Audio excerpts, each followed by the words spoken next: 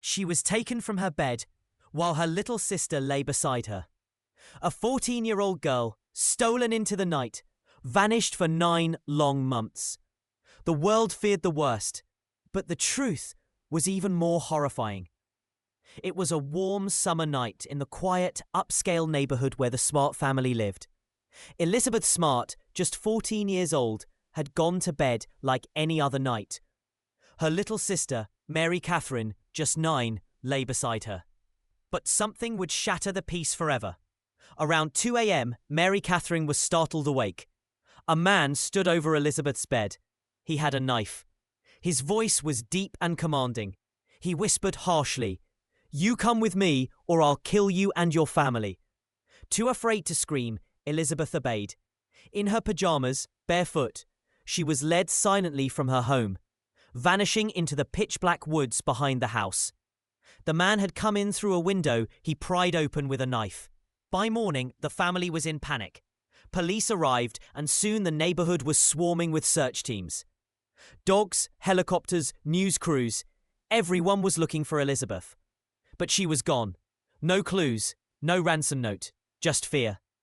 Investigators quickly looked into anyone who'd worked in or around the Smart house recently. One name popped up: Brian David Mitchell, a homeless handyman the family had once hired for a day. But they had no full name, no address, just a vague memory.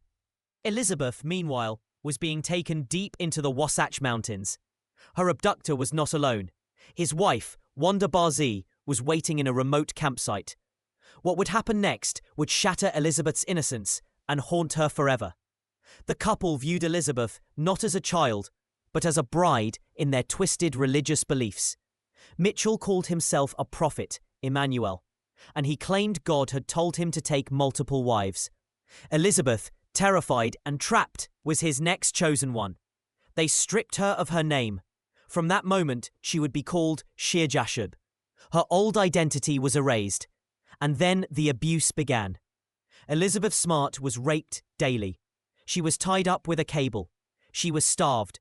She was brainwashed, told that her family would be killed if she tried to escape. All she could do was survive. Meanwhile, her family clung to hope. Days turned into weeks, weeks into months. Her photo was everywhere.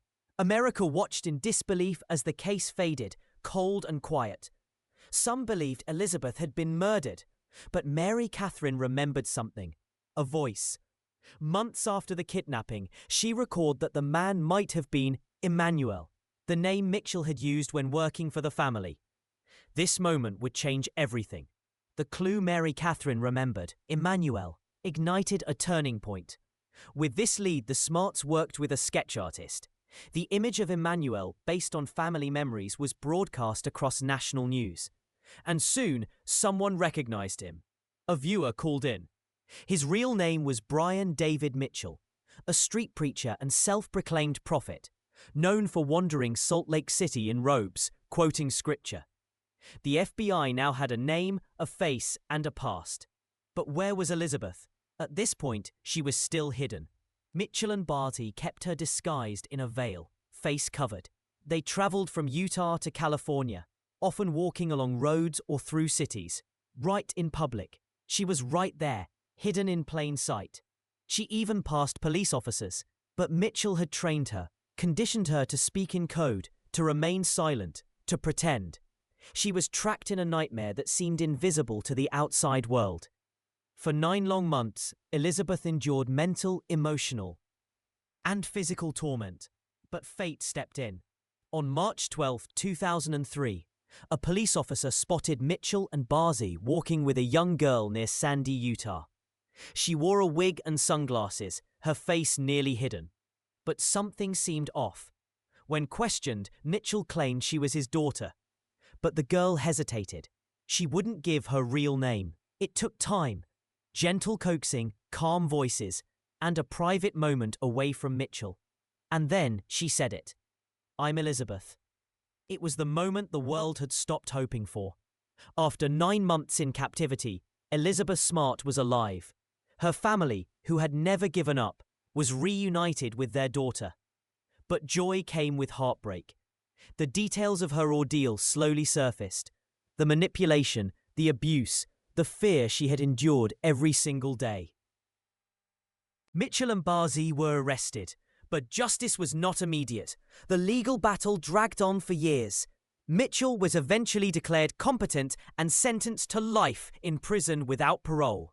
Barzee, in a controversial decision, was released in 2018 after serving 15 years. Elizabeth, however, refused to be broken. She didn't hide. She spoke out. She became an advocate for child safety, abuse victims, and missing children. She helped draft the Amber Alert improvements and formed the Elizabeth Smart Foundation. Her voice, once silenced, became a beacon of strength.